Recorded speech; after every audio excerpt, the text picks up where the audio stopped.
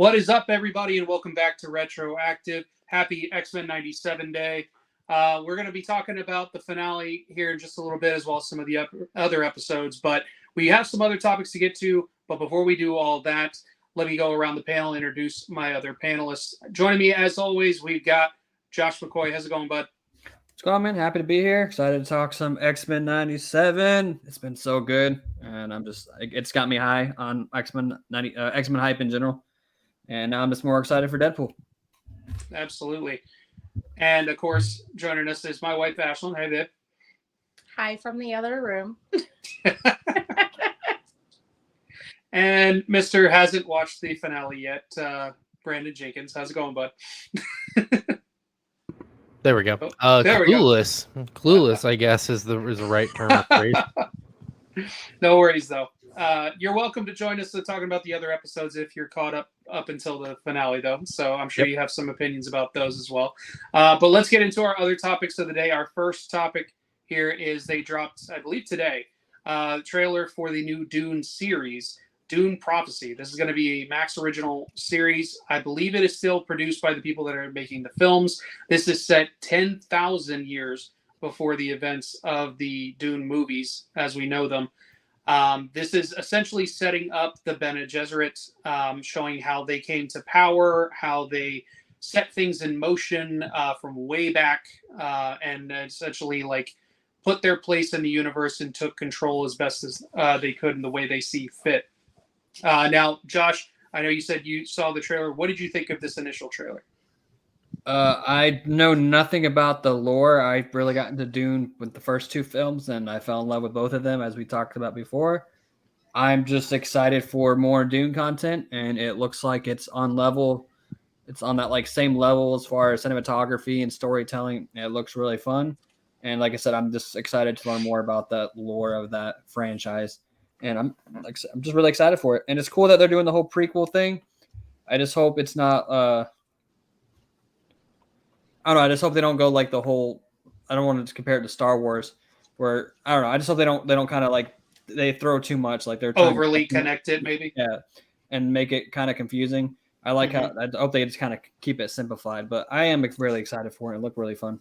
Yeah, I mean, it's fair to make the correlation between the two with Star Wars and Dune. And people already do that to begin with, but doing this is kind of like how Star Wars is now doing the High Republic and going back a little bit further back in time. Obviously, this is even further than that, but I guess another good example would be like the Game of Thrones stuff with House of the Dragon and things like that. So yeah, as long as I haven't watched that. I like it. Yeah, I haven't watched that series yet. Brandon, what were you gonna say? What this feels like to me is, and I hope it doesn't turn out the same way, but how Lord of the Rings is doing Rings of Power, which is like eons before everything that happens in the movies. Yeah, it's a perfect example.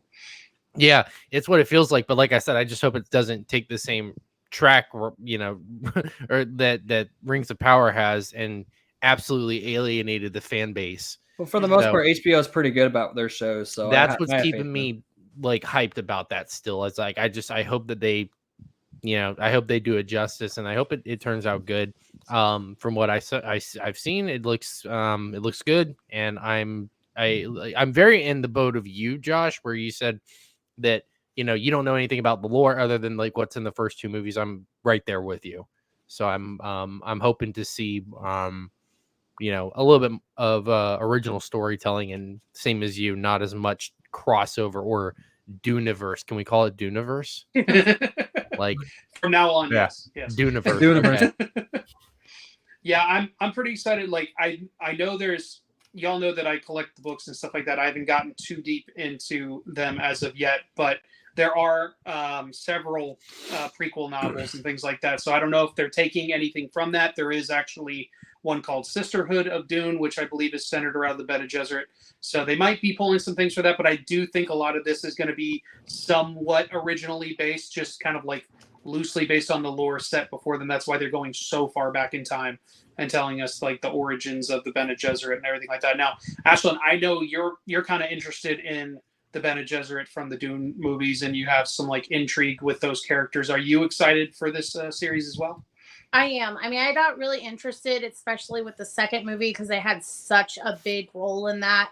and I really liked the characters that were in it with Florence Pugh's character, and then Pew, pew. Sorry. Josh's, girlfriend, his on-screen girlfriend. And then the other female character that was also along with Florence Pugh at the time. Now, is Pugh playing the princess, or is that the other female? So in Dune 2, she's Princess Irulan. Okay. But she still has a connection to the Bene Gesserit. I don't think she isn't. I think she's been taught some of it, but I don't think she is a full-on like Bene Gesserit, because she is connected to the Emperor. Yeah, because like the head woman, like the Queen Mother or whatever they call her of the Bene Gesserit, is like communicating with her, and they're like kind of arguing within the film because she doesn't agree with everything, even though she says something about like she was her best student or whatever. So I just don't know how far deep into the character. For all I know, that her mother could have been a Bene Gesserit. Like they could have done it how they're talking about in this trailer, how they're trying to get one of them on the throne way back when. So it could have been something like that where they set up, or like how they had the other girl, the one that from 007,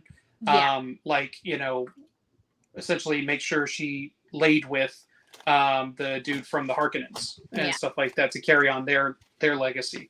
So there's a lot of like intertwining going on with that. So it's going to be a very dense thing, I think, for them to get through. But I trust the people behind it. Good to do it as a series versus you'd get more. I absolutely agree. I just am like 10,000 years is like waste so much time for my brain to like comprehend. I'm like, do we really got to go back this far? Like with every damn show, like it's always like going back eons and eons. Like I get the degrees of separation, and that's kind of cool, but like kind of like to what Brandon said, hopefully it doesn't alienate the base by going back that far. I know we'll touch on it, but it's kind of the same thing they're doing with the whole Lord of the Rings thing with Gollum. Like they're kind of they're going way back, but I know we'll talk about that in a minute. But they're kind of doing the same thing. No, I mean, you brought it up. Let's go ahead and jump to it. So they announced recently that they are actually doing a Lord of the Rings Gollum-centered film. Of course, Andy Serkis is going to be returning as Gollum, which I would expect nothing less. I don't think you could do it without him personally, but it's very interesting. I know that I can't remember, did the game come out that they announced a while back? We don't talk about that shit. That was that bad? We do not talk about that shit. Okay. That was abysmal. So what I was going to say is it was interesting that they made it into a game, and then now they're wanting to do a film. I'm sure it's not based off the exact same story, but but it's interesting that it's not that I don't think that there isn't a story to tell, but I almost feel like this is one of those that could maybe be done as a mini series or something like that, as opposed to a feature-length film that's going to like draw butts into the seats type of thing. I personally don't know if this is the Lord of the Rings is a great IP, obviously. I just don't think this is the story that's going to bring them to the theaters. Like the diehards, yes. General audience, Well, the diehards are the ones I'm hearing kind of complaining. Like, obviously, people are always going to complain, but they're like, there's so much good, there's so much good lore and untold storytelling. Oh yeah, as far as the movies go, that they can touch on the books. Like, there's so many different stories they can touch upon, or they can do a better version of the show on Amazon, because everybody wanted to see his backstory. I didn't get a chance to watch it. I just heard horrible things, so I haven't been inclined to watch it. But I've heard people saying out of all the stories they can tell us, they're going to tell us, they're going to make a movie based off a character. We kind of already know how he starts. And they already told us this. We don't really need the middle part of it. So I'm actually hearing a lot of people complain about it. But at the end of the day, it's more Lord of the Rings. So we all know people are still going to go watch it. So, Brandon, what are your thoughts on this? So funny story about this. I knew that something was going to be released beforehand, because I had talked with someone affiliated with Andy Serkis, and with regard to, like, I guess the best way to say is upcoming things he's doing, they said, oh, he's got a big announcement coming soon, and I didn't know what that was, but I wasn't really expecting Gollum at all, let alone a movie let alone one where he's playing and directing at the same time. Like that's pretty cool. And the fact that he's doing both of those things gives me hope for this. But outside of that, I don't have a lot of hope that this is going to do very well.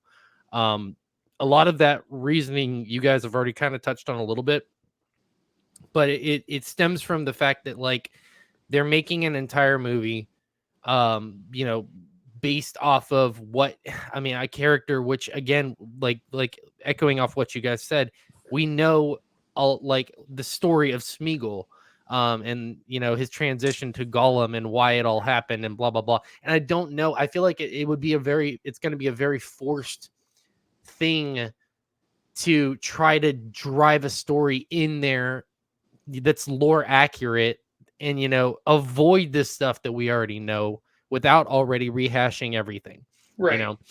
And I don't know. I mean, I've looking at when I first saw this, I thought it was going to be an animated thing.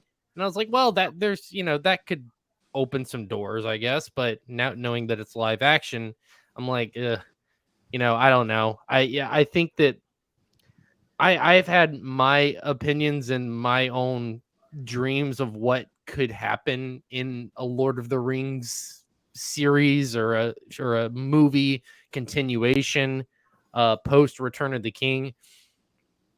And it doesn't involve Gollum. If it does, it's not much. So I don't know. I think. Do you think it's like a cash grab? They think, oh, we'll slap Andy Serkis on it. People will go watch it type thing. It very well could be.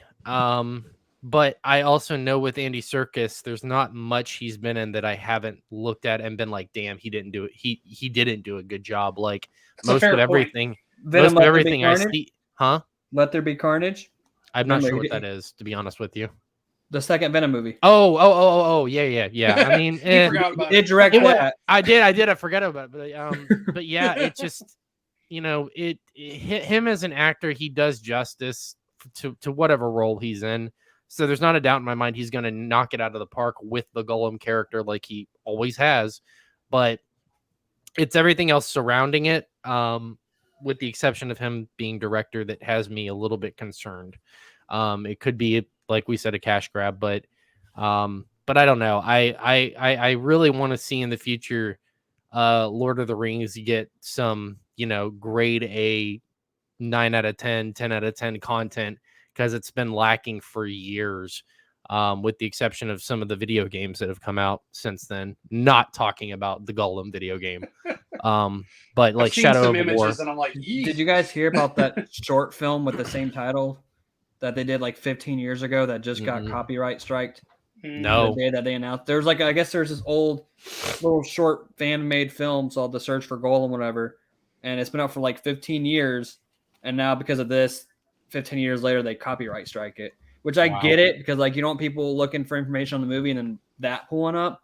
But I thought it was weird that you let this sit up for 15 years and now it's an odd thing for sure. Get it taken down. What's interesting is even with that, they might have to give them like a story by credit after the fact, like whether they put it in the credits or not. Sometimes things like that happen where someone will make a script that has a similar title or a similar type story and stuff like that. And if somebody just literally, there could be a pile of scripts, and if somebody picks it up and looks at it, and then that whatever project it's connected to gets pushed forward, sometimes that person still has to get a credit. So even though they did a copyright thing on that, there's some chance that they might get some sort of weird like payout because of it. It's weird. But yeah, I think this could be very good or very bad. And I don't see really any in between on this. Speaking of Lord of the Rings, though, and I know this is not really on the itinerary, but did you guys see the Rings of Power season 2 trailer? I did not. I haven't watched season 1. I don't blame you.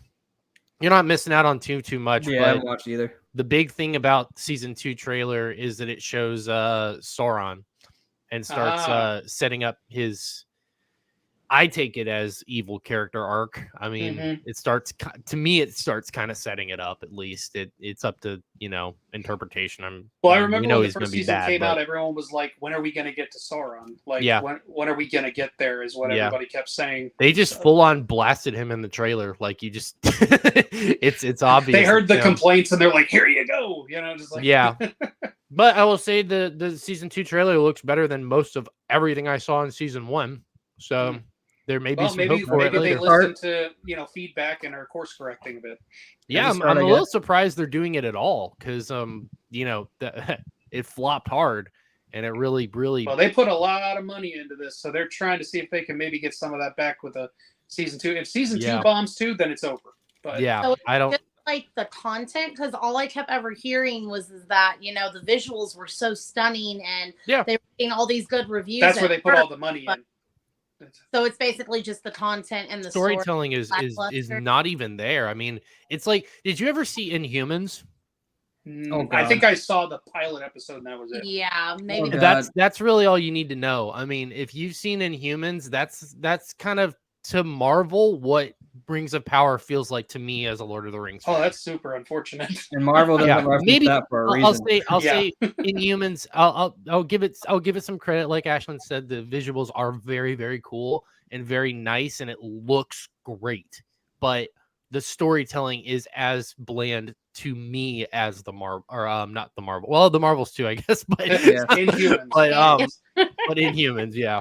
Josh, I wanted to ask you, what did Andy Serkis do with Let There Be Carnage? Was he directing? He was the director. Okay, I don't blame him for that movie though. Like there's way too much studio involvement with a project like that. Nope, Yeah, you I'm got not saying Sony, bro. I'm not saying there wouldn't Sony, necessarily yeah, I was gonna be. say with Sony, Yeah. yeah. I'm not saying there wouldn't be like involvement with this kind of project as far as like I forget which company has the rights for it, but it'd just be very different, like very, very different. So I don't blame him for that one personally. Like Brandon said, most projects he's attached to, whether he's acting or otherwise, it's normally pretty on point. Ashlyn, we haven't heard from you on this. Do you have any opinions on the whole Gollum thing? I know he's your favorite zero character. opinions because I didn't even know it was happening. And Gollum is probably my least favorite character. So Oh, come on. You love the eyes. It's just like I am good. I don't even really care to see this film. Honestly, we already got Gollum's whole story. So like, You don't like that face? That doesn't just scream box office $2 billion movie right there. Come on. The eyes will draw him in alone. oh my gosh, no. Precious. So yeah, no, it's nothing against like I love Andy Serkis as a actor and everything like that, and obviously as a director for the other things he's probably directed that I don't know he directed, but as far as would you rather watch this or Slaughterhouse? oh my god, Josh, you're gonna get like banned from saying that title. Like, if there was a way that I could bleep it out, I would. No, we have to have a Slaughterhouse breakdown episode where everybody in this panel watches Slaughterhouse. It's probably going to happen at some point just because we talked about it so damn much.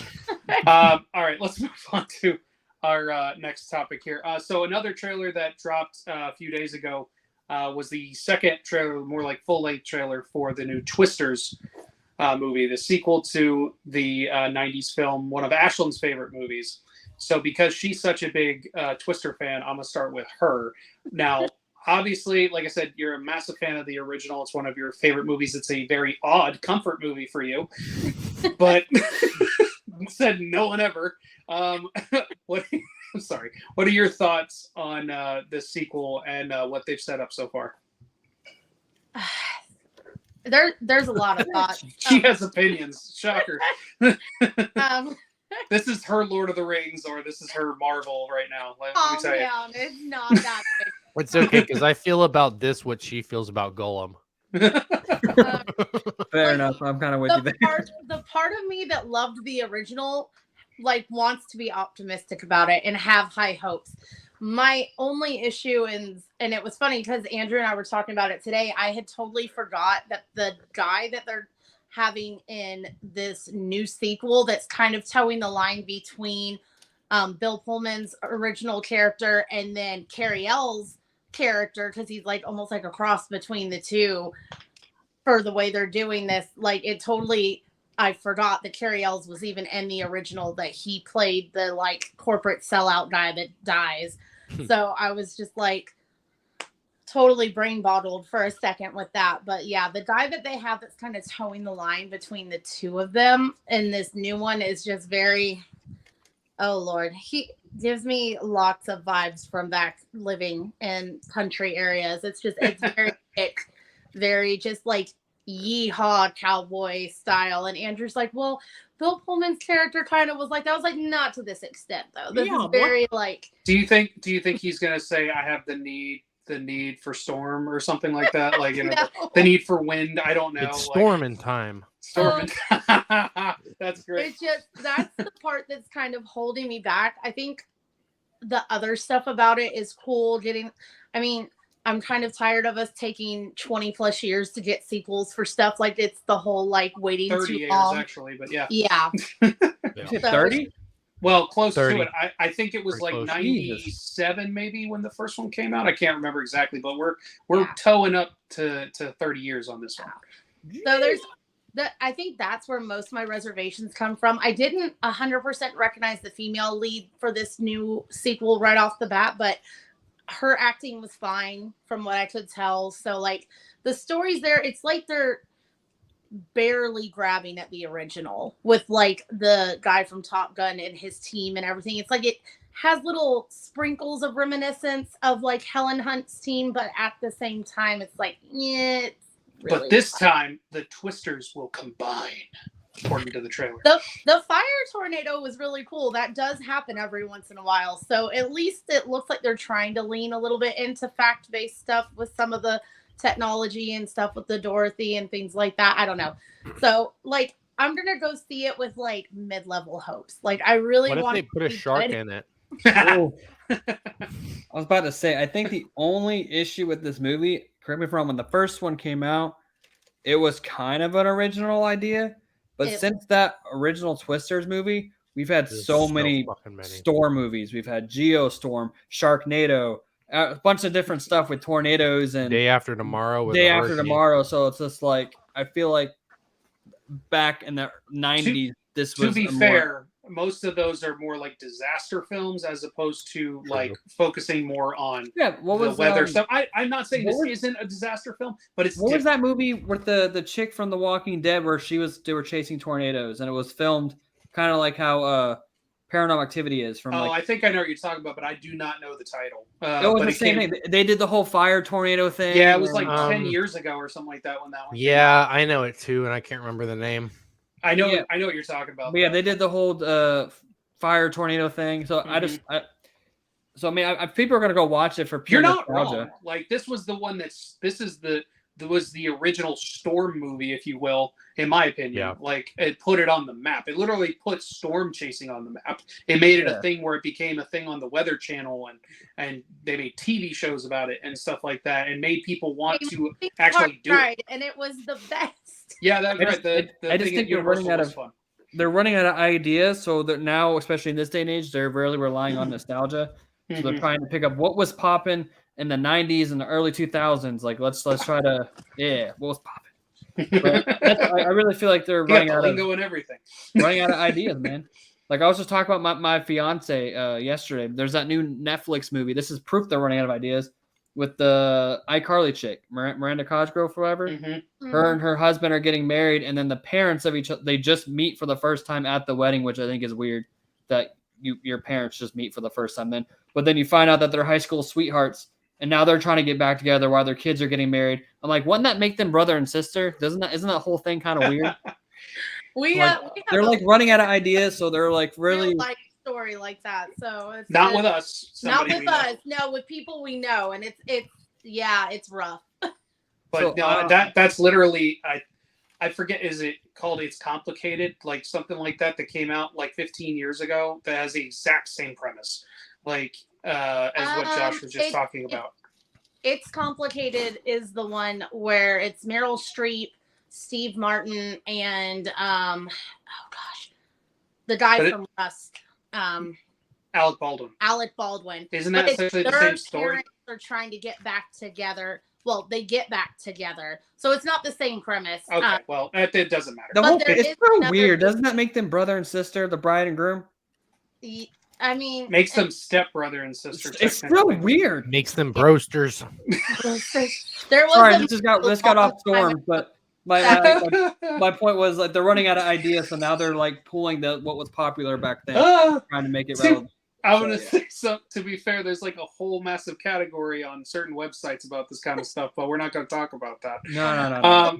Don't you mean TikTok in real life with all the people that are like? Let's move on. So, Brandon, do you have any more input on the whole Twisters thing? If it ain't Sharknado, it ain't for him. Hello. There we go. Sorry. What's up? That's okay. That's how much he cares. No, yeah. Well, I mean, I'm not gonna be that mean about it, but yeah, no, for me with this, it's like, and I think I said this the last time when we were talking about it, is like I don't see the point of a sequel. And my opinion really hasn't changed so much. I mean, it's definitely a revolutionary movie, the first one. And I think some things should just be left alone. And I sort of kind of feel that way about Beetlejuice, but I'm really hyped for the second one, despite me having that stance. But this is kind of like, I mean, what can I say that hasn't already been said? Like everybody's, it needs more sharks. I guess, man. There's only 7 movies of that shit or some shit like that. Like, but even so, like with this, I don't know. There's not been many movies that have taken such a long gap to do a sequel, and a sequel that really isn't set for a movie franchise that isn't set up for a sequel. Like it doesn't, to me, it doesn't make sense why they're doing this other than money. Another tornado movie with the Twister name. Yeah, exactly. I don't know. I think they're marketing it. They're like, it's a sequel, but it's not a sequel. I don't think anyone's connected. Yeah, it's like, so it's like really not a sequel. Point? It's not like it's Bill Pullman and Helen Hunt's daughter and everything. Yeah, that's the thing, is they should have gotten around to this before Bill Pullman passed away. Literally, you know what I mean? Yeah. And just even if he just came in for a cameo, that should have been like. But what it should have been is how Top Gun Maverick was. I was bring gonna him say, back for I was gonna say Ghostbusters. Something like that, because Ghostbusters did that very well. And I was that's a movie I was Afterlife. I was expecting to bomb hard, and it surprised the shit out of me. But I don't feel like there's much hope on, for this one in that light. But I could be wrong. I don't know. This is one of those movies that if I'm gonna go to the theaters, I might actually spring for like the 4DX. Where you can feel it, Yeah. Why not? Just like make it more entertaining. Again? Yeah, exactly. Like the old ride at Universal type of thing. Just bring yourself one of those little mini mist fans so you can blow mist in your face. See, in that light, that might be a more fun experience. But for just the movie itself, I don't see. They also what they needed to do, and I think they might have done this a while back, but they should do. Or should have done a re-release of the original before this one comes out. Like, even if it was like the month before, they should do, like, even if it's a small engagement, a re-release of the original Twister movie to build hype for this. Yeah, I agree. Ashlyn, I got a question for you though. Like, since this is a comfort movie of sorts for you, sorry, but like, do you feel like you wanted this before it was ever a thing? Did you ever want this, and in what way did you want this, if you did? I mean, I definitely feel like part of me was like, because I was a kid when this came out, was like, yeah, I could do a sequel, like I could do another movie, but then like you kind of like forget about it because it took freaking years for it to happen. So like definitely when we would go to Universal Studios, because we had passes when I was a kid, force dads, buying our love. It was like one of my favorite rides at Universal. So it was like kind of having that sequel basically in real life in 3D, but yeah, honestly, like as far as like a specific story, like the only thing you could have done is kind of like the Ghostbusters thing where it's like they pass Mhm. it down to their kids, but like as years went on, everyone kept dying and Yeah. passing away. And so like, because like the guy who played Dusty died, and like Mhm. you know, We still got Helen though. There's a The chance. fact that he became such a like prominent actor is still insane. shocking to me. Mhm. It's just insane because he was just this crazy kid on that movie who's just like this weird caravan hippie People kid. don't realize how many stars were in Twister. Like Mhm. Yeah, overall, it's- the entire cast has a massive lineup of stars. Like they might not have been at the time, but after the fact, they definitely were. So yeah, I think overall, the general consensus is it's a little late and maybe not exactly what we want, but we'll see what happens It's when going to it be a is. good popcorn flick. That we're not here to see any Oscar-worthy performances. We're just going to go in. The Oscar goes to the Twister. But this is a perfect segue into another topic about things we do not need, and that is ba-bam. Hey, Screw whoa. you. Hey. Screw you, sir. Whoa. How dare you? Alone on Whoa. this I was hoping that's not where you were going, bro. How dare you, sir? Yeah. Nicolas Cage is a national treasure. No, You no, and I are I gonna take am hard no, no, on this I one, am brother. intrigued. I'm intrigued. I am gonna watch it. My brain cannot fathom the idea of Nicolas Cage going like flying around. I can't. But He already did. no, but like just because you voiced him in an animated movie doesn't mean you should bring. You know what helps I don't with know. that? The mask. Yeah. It's I one was of those gonna say, things Max that just we has didn't to ask say for, all but the it time. could be a great gem, and I could absolutely love it. It just came out of complete left field, and not to hate, y'all all seem to be. I'm probably the minority here. You all seem to be excited. Well, boot I your just ass offended off the the whole show. panel here. My bad, but I was just like, okay, this is cool, but yeah, I could tell by your reaction when I posted about it the other day. You were like, "Oh." Well, at first I don't thought, oh, remember cool, exactly they're doing what like it an was, animated something spinoff, and then I realized live action. I'm like, wait, what the fuck? Like, sorry, Yeah. like what? But anyway, I know- understand. Okay, I will say this. I understand your hesitancy in the sense of like how old he is and everything like that, taking on a physical role like this at his age. Not that like he can't do physical stuff. It's just he's getting up there. It's a Spider-Man role. Like it's going to have a lot of physicality to it, no matter what version you're Can talking you really about. see I can- Nicolas I can Cage just I can you put see your that? mind at I can't. ease though, because most of this is probably going to be done by a stunt director. or Exactly. a stunt man who double. knows what he does, because it's full costume, I'd assume. Yeah. So I Do you think they're gonna do it all in black and white? that would would be be the cool. best way to do this. Yes. That would be the absolute best way to do this. I But don't think they will, but I wish they would. No, what if they do They the did whole, Werewolf. the No, whole hold snack, on, Zack 'cause Snyder thing? they did Put out a Werewolf color by version? Night like that. They did Werewolf by Fair Night. enough. So Yeah, but this isn't Disney. that I did not know. I thought this was Disney. This This is is not going to this be is on Amazon. Amazon. Ooh, weird. Another That- red that's flag. a- It's that- Amazon. that's- I know they that's have the kind of boys a- and everything, but That's it's a Amazon. curveball, but I strongly Amazon has been they've been knocking it out of the park recently with their original series. So I do actually have a lot of high hopes for this. I really is wish strange, personally that it was still animated, because it doesn't make Yeah. a lot of sense to me to introduce all these animated characters for their own animated universe and emphasize that so much. So as in the Spider-Verse, you see kind of a little bit of a crossover with Prowler being live action in Across the Spider-Verse. Was it Across? I think it was Yeah. Across. Mhm. But you see, they've emphasized that these characters are all like animated right now, and like to kind of throw it in there, there's a live action version of this. Clearly, to me, that says that this is not the same version as what we've no. seen in Spider-Verse. So that kind of, it's like, it's stretching it a little bit. But with that character, there is so much that can be done, and I am very excited for Do you it. think this means we can see him in Secret Wars now? Oh yeah. Oh, I was already so I actually think in Secret Wars, because Doctor Strange, when he was doing the whole falling through the different universes and stuff, he fell through an animated universe. And I'm thinking to myself, he fell through a black and white one and an animated Yep. one. And so I'm thinking to myself, like, well, maybe Secret Wars is going to have a little bit of mix of actual animated on screen and live action.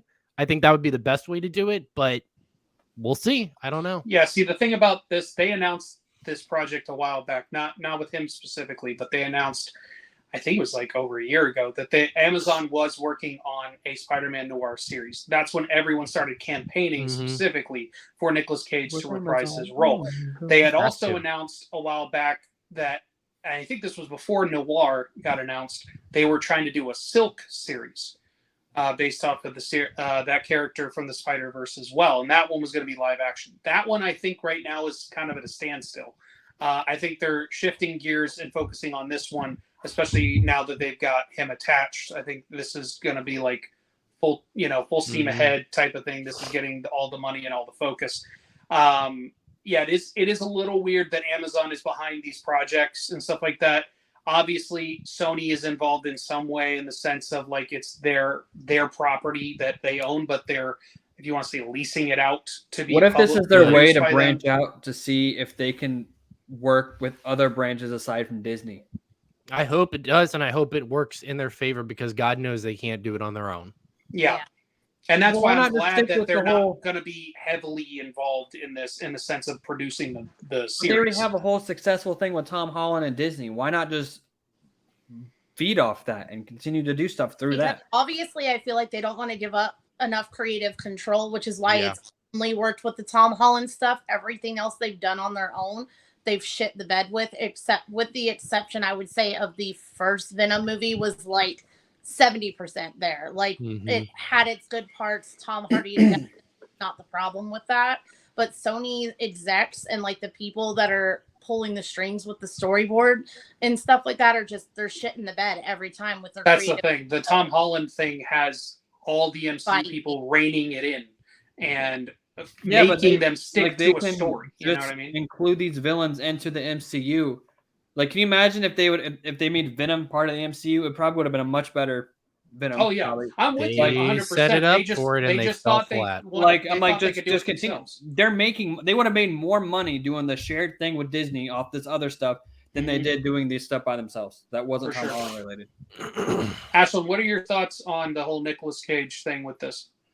I definitely was kind of like, at first, because I was like, it's Nick Cage, right? So like when we see his face, that's all we see. Nick Cage. So I was kind of like, I love the fact of his voice. Like the voice was never the problem. Like he is Spider-Man Noir to me. Like that's the voice I hear. So like that part was absolutely perfect. The way I see this being successful is doing it Noir style, doing it very much, not exactly the same like tone and everything. Like I hope they get some like influence from the writers of the animated Spider-Man movies.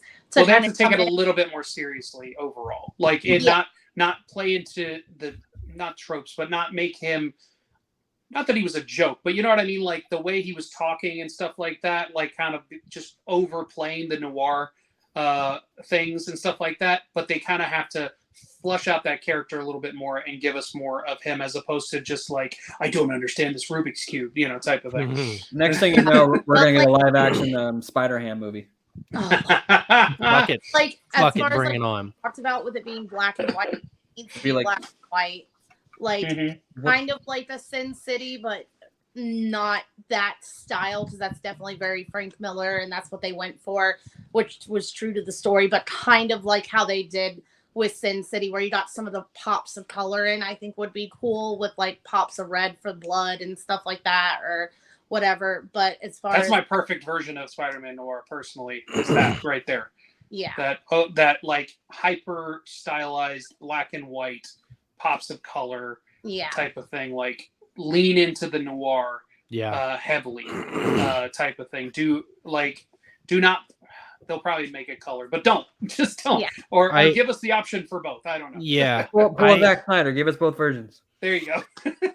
I think the best way to do this successfully is to make it more gritty and more on the ground, as opposed to him swinging through New York or whatever.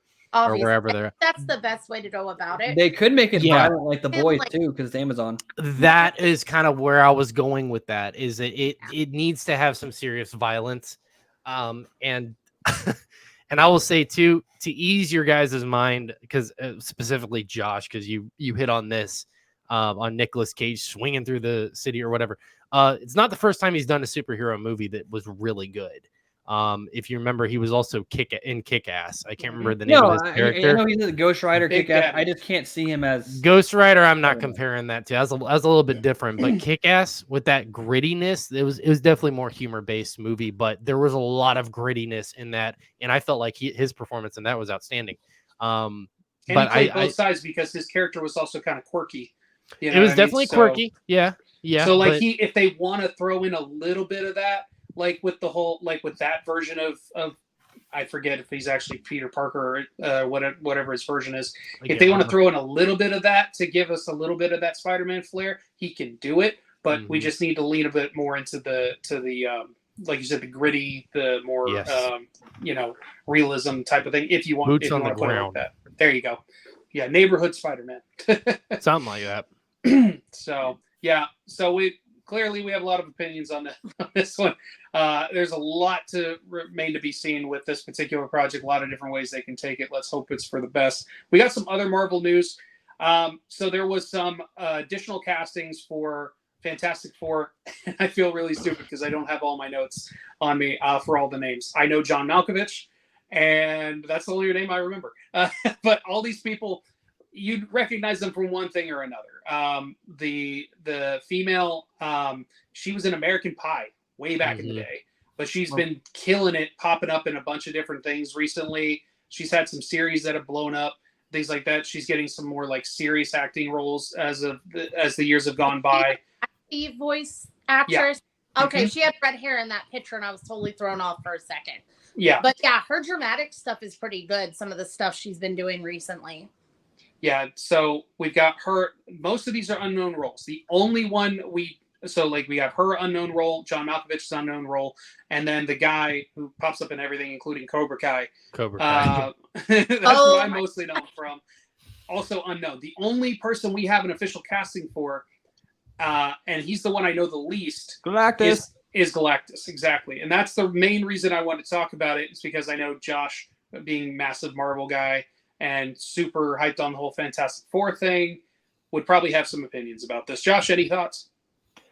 I think Marvel knows for a fact they have to land this one because the last two iterations completely bombed.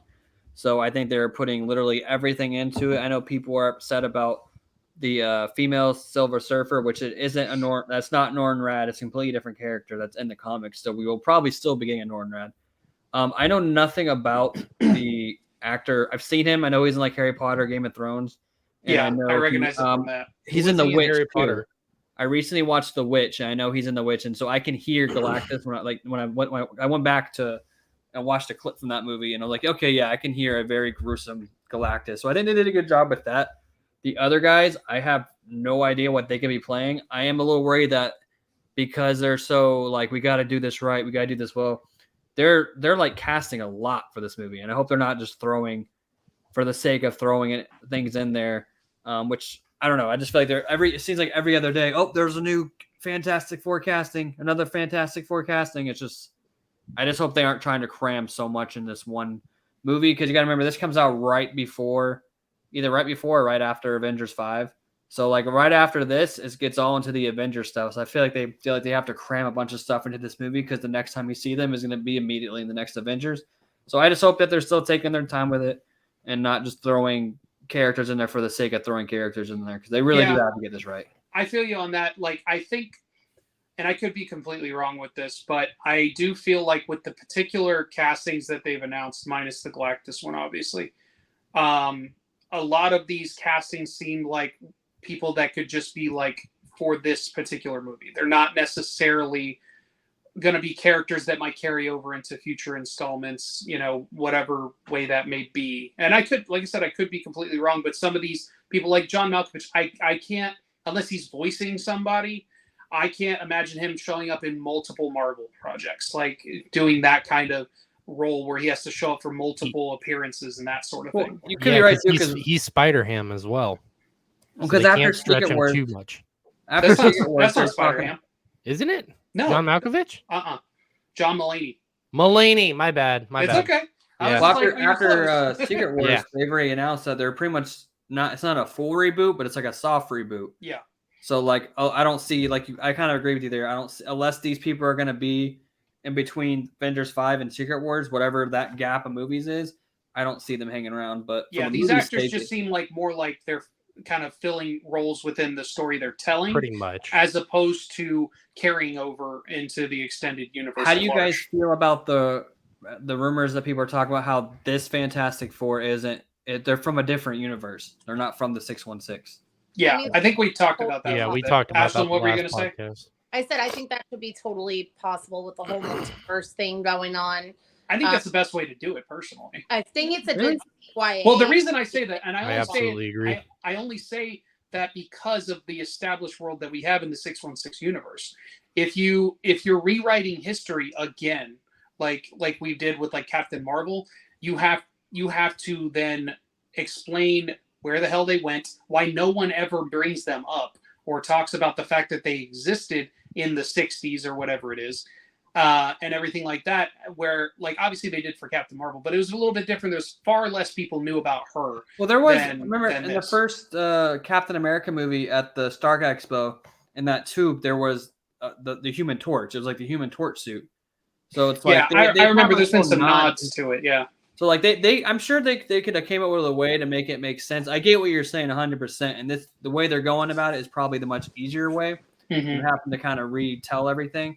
But if they wanted to, I just like the idea of everything being one universe and everything. I feel you. I feel like when you start adding multiple different universes, like I don't know, it feels like it's hard to connect with just one group when you have all these different universes going on. But isn't that the kind of the point of what the multiverse saga was supposed to be about, though? Was having the multiverses? Mm-hmm. Or yeah, from my understanding, it's supposed to be about breaking and everything and variants and all that, but we're gonna come when it reboots everything. We're gonna be just have one singular universe we're following. I don't think they're gonna touch more multiverse stuff after that. See, I think she's just saying this is what they're combining both that where like they're telling the origin story or whatever of Fantastic Four, but they're also finally getting around to multiverse stuff. So it's kind of like two birds, one stone type of thing. Whether or not that's for the best remains to be seen. It's just at least in the sense of why aren't we getting any multiverse stuff? We're finally going to get there with hopefully Fantastic Four. So, yeah. So there's a good CYA measure for them too right now to see how it does. So they can be like, oh, they're from a separate universe, and then like go from there. I'm personally just not a big fan of all the like. Maybe it's my trauma from comics and them just being like, oh, no one likes this anymore. We're just gonna restart the universe. That's my DC Comics trauma from like every 2 years. Just with the soft reboot, there is like everything that happened still happened. The Infinity Saga. It's just now we're gonna have it gives them the opportunity to have a new Iron Man, a new Cap to interact with like the X-Men and whatnot. So it's just but like everything that happened, like they're still gonna acknowledge that everything happened. It's just now it's kind of like the Crisis on Infinite Earths thing. Like when we watched that on the Arrowverse type things, how they made it, even though it technically didn't make it into only one universe, they essentially make them think it is, but it did combine multiple universes into one to kind of like make a more singular storyline and make things a little less complicated. Yeah, because they have to. Because remember, we're getting the X-Men now, so everybody's gonna want that cool story between Storm and Black Panther and Wakanda, and so we need a new Black Panther. Obviously, we need a new Iron Man. Like. So if they do it right, then I think it'd be a good thing. I'm also going to start a drinking game with Josh to see how many times he says Secret Wars in a show. We've had a show where Josh doesn't mention Secret Wars. Hey, if you can't tell, I'm excited, okay? I'm excited. No. What's really going to be the case is that you really want to get messed up, have him the first show we talk about like with Deadpool versus Wolverine. Like when we do that review, get your shots ready because you'll be messed up. Basically. I'm excited for that one. The other quick thing I just wanted to touch on wasn't really like a big bullet point. They did all this teasing around the whole Agatha thing. I know there's been a lot of like iffiness with the fact that they're even doing that series, but they finally announced that all these, titles they've been doing this whole time were just kind of like a joke. And they finally announced that it's Agatha all along, which I think is a perfect title for the series if you're going to do it. Or do you think they're like they just kind of they realize, oh, I will say this: the first and maybe even the second title could have possibly been like really solid working titles type of thing. That even one of them could have been the original. But that last one they posted a few days ago was absolutely a joke. That was. It was up for like 2 minutes. But it's had like 5 different names so far. Yeah. So you realize that was announced in 2021? Yeah, it's crazy, right? Yeah. I figured they would scrap that. Honestly, I'm surprised they're still going through with it. I think the only reason they didn't was because they were already so far along in production when things started to shift. Do you think that the fact that it wasn't canceled and Bob Iger's been on this canceling spree? I think he would have canceled it regardless if he thought, hey, this is going to tarnish stuff more. I think. I think if it was that kind of a good sign that this show might be pretty good. Yeah, I think if it was that bad, he would absolutely be like, no, we're just going to shelve it. Like, if it was that bad, I don't think he would release it. But the other thing I wanted to mention is that they did also announce that it's under the Marvel Television label, which it's still part of the MCU, but now they're going to have Marvel Studios, Marvel Animation, and now Marvel Television. So they have 3 separate teams working on each version of like whatever's being worked on, which is what we needed to begin with, because you didn't have not only did you not have communication between these TV productions and the movies and stuff like that, you were pulling directors from movies to then do television series, and ones that maybe had never even done a series format versus a movie format, and then writers in the same way. And the way that these productions were done in some cases were really not the best. There were some good things that came out of it, obviously. There's some good products like Loki, and I think WandaVision overall was a really good show. But it's just for longevity purposes. Even if we're scaling back, like they keep talking about, to only a couple things a year, I think it's very, very smart to have a Marvel Television specific team, but it is still under the umbrella of Marvel, that it is still connected to the MCU at large, as opposed to like animated, which is going to be kind of its own thing. Any thoughts on that part as well? No, I think it's a good move on there, and they need some better structure when it comes to that stuff. I'm all for it. I think Marvel. I think this is the beginning of a new, especially after '97. I know we're about to get into that. I think this is kind of an awakening for them to kind of, all right, we need to keep this ride going. Like, people are really starting to get on the Marvel train again, and that they know they can't kill that momentum. So I think they're on the right track. Yeah, for sure. And I did also hear that they announced that Daredevil Born Again is going to be 9 episodes now. Originally, it was going to be like a really long season, but I think they scaled it back. It's probably, I have a feeling the episodes are going to be longer than they maybe I think they're probably planned. splitting up in 2 seasons. They're probably still shooting the 18 episodes, but splitting it's just going to be 2 seasons. Yeah. Yeah, I mean, that's how I took it, at least. I could be wrong. I mean, anything's possible. They kind of like scrapped the original version that they were doing and started from scrap. Yeah, they started off foggy and stuff. That was so stupid. So either one is very possible. They could just be doing 2 seasons of the show. But I'm glad that we're getting more than 6 episodes. I just want them to be a little bit longer episodes overall. Like, because I'm kind of, it's fine with animated and stuff like that, but I'm kind of over the whole like 25-30 minute live action episode thing. Yeah, I'm with some of these shows. I'm really kind of over it. I need at least 45 minutes to get through something. And this is the same guy that has been playing Matt Murdock, and it's live action and all of that, right? Yep. And they're bringing Kingpin back and all that kind of stuff as well. And now they're bringing back the other people from the Netflix series. So essentially, the Netflix series is sort of like canon at this point. So we'll have to go back and actually finish that because we never did. Oh, you're missing out. It's so good. Yeah, I've heard nothing but good things about it. So we'll definitely have to check it out. Well, speaking of Marvel, let's go ahead and jump into our X-Men 97 stuff. Now, we're going to start off. We got a few different ones. We're a few episodes behind, so we're going to start with episode 7, work our way up to the finale, which, again, Brendan has not seen yet, so he'll be jumping off a little bit. But I may as well jump off now, because I'm going to be honest. I know I ended it, and I don't remember where I ended it, so I got to go check Disney Plus. So I think I've already seen episode 7, but just in the case that I haven't, I'm gonna jump off now. So disappointing. Yeah, sorry, man. Yeah, I'm gonna get through it at some point. It's just this week has been absolutely hellish. So Well, I would definitely do it sooner rather than later. Yeah, everything with the last 2 episodes specifically. I'm sure it's starting to tie in. It's more that I'd hate for so much to get spoiled for you. Yeah. That's the real kicker for me. I get it, man. That's more of it. But All right. but anyways, before you jump off, Yes. let the people know where they can find you and what you got going on. Venture Authentics. I am very busy with a lot of different things. That's why you can't watch anything. Yeah, extremely. Like I've got a couple different things in the works right now. Website, and beefing up the Facebook, Instagram pages. I got shirts that I've been embroidering. There's just lots of different things that I've been working on amidst trying to accept consignments. Which next events are Collecticon Orlando. If people want autographs from that event, hit me up.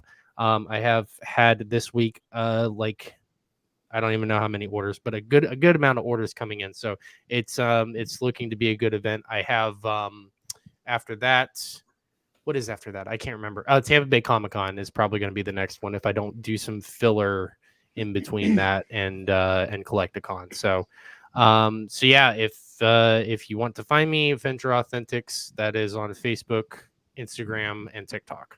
So awesome. Well, thank you so much for joining us, man. Brandon. We'll see. We'll have you on next time. All right. Adios. Have a good night. All right. Now that traitor has left, I'm just kidding. I can't say anything. I don't know about the next 2 topics, so I can't say anything. I mean, fair enough.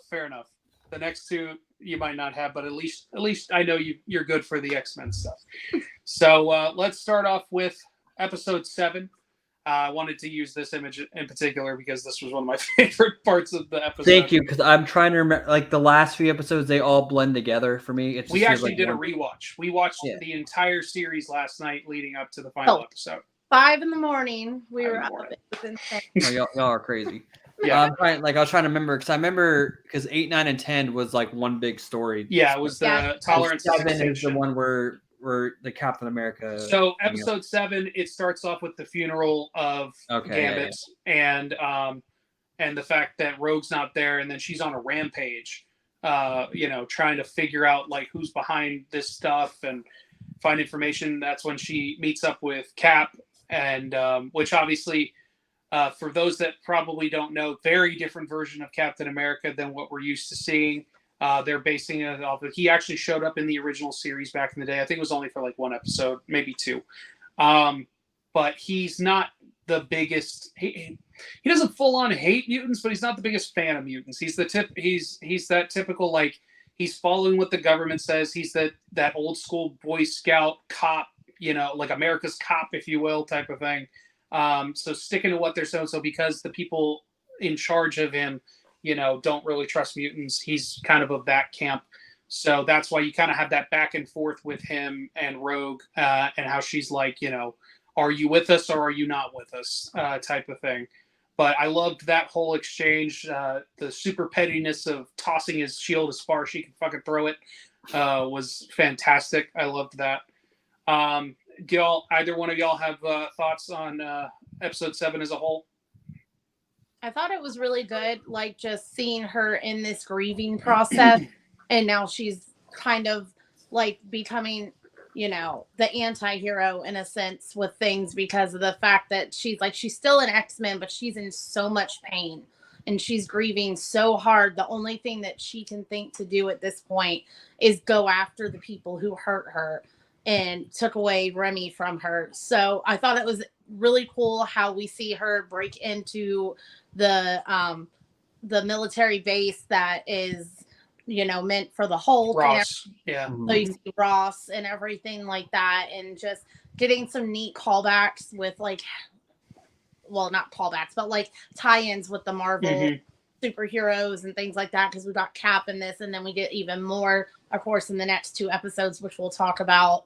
But so I thought overall it was a really good episode with dealing just with her grief and trying to hunt down. I think they're looking for Trask. Yeah, and that whole sequence when she lets him fall. Yeah, and finally does what all of them wanted to do, but didn't want, wouldn't do it themselves, type of thing. It was pretty intense. That was a big shift for her character. Oh yeah. Obviously, it's one of those you understand it though. Like they make you understand where she's coming from, but it's still one of those shocking moments. And of course, Wolverine says like she did what we all wanted to do, and there's at least 2 or 3 of them that could have tried to save him, but none of them tried. So they can't blame her too much. Josh, any thoughts on this one? I thought the episode was great. It's kind of like I said. I feel like this point on everything after Genosha to the finale just feels like one big movie. Like they did a really good job. It was very straightforward with the story. If we're talking about this episode specifically, and I kind of feel this way about a lot of the other ones, I think they did a great job really bringing in the entire universe. So. And I think the popularity of the MCU and the connectedness and all these different characters interact really made those small cameos hit a little harder and hit a little better. Like it was cool with future episodes seeing like Black Panther, Daredevil, Spider-Man, like and all these other characters.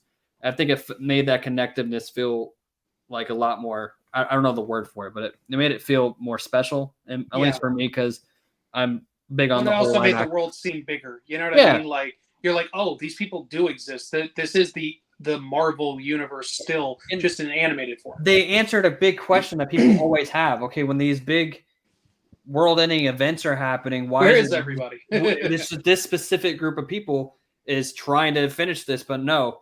Like I know I'm kind of jumping everywhere, but like it's like I said, just feel like these last 2 episodes really felt like just one big episode. So, but it was nice seeing that everybody was affected by this, and you got to see the Dora Milaje, Black Panther, you see Iron Man, you see Spider-Man, Daredevil, all of them fighting all these humanoid sentinels, and I just really thought that was like I really enjoyed that part of it. Oh, we were freaking out the whole time because that's basically mostly episode 10. I think they showed a couple of people in episode 9 from the Marvel universe, but episode 10 was just freaking cameo. Yeah, and it wasn't like, but it wasn't a cash grab, and it wasn't a cameo for the sake of the cameo. It was just to say, hey, this is affecting everybody, and like everybody needs to be involved with this. It was cool, like seeing Spider-Man, Daredevil got his ass kicked. It looked like the whole thing with Wakanda. They made the Dora Milaje look like the Dora Milaje from the MCU, so I thought that was a cool little tie-in. And I'm not gonna lie, I really, really thought the ending of this, which I like the way what they're setting up. Hold on. Pause right there. We're gonna go to episode 9 and then 10. Well, we technically we've skipped from 7 to 10. So my bad. Sorry. Like I said, it just feels like one. Like no, I know. It's like one big movie, especially the last 3 episodes. No, it's fine. There's a lot to talk about with this ending, but I just kind of want to wait on that. My bad. Just a little bit. So let's jump to the beginning of the 3-parter ending. Tolerance is Extinction. You got part 1, which was episode 8. You've got I loved this scene with Nightcrawler. So great, where he's like, "You've got 9." Yeah. The way that they drew him for this is fantastic. I love it way more than the original one from the original animated series. This version just looks so good, and it's just very stylistic, and I really appreciate that. But this is where we get the start of the human sentinels, if you will. Yeah.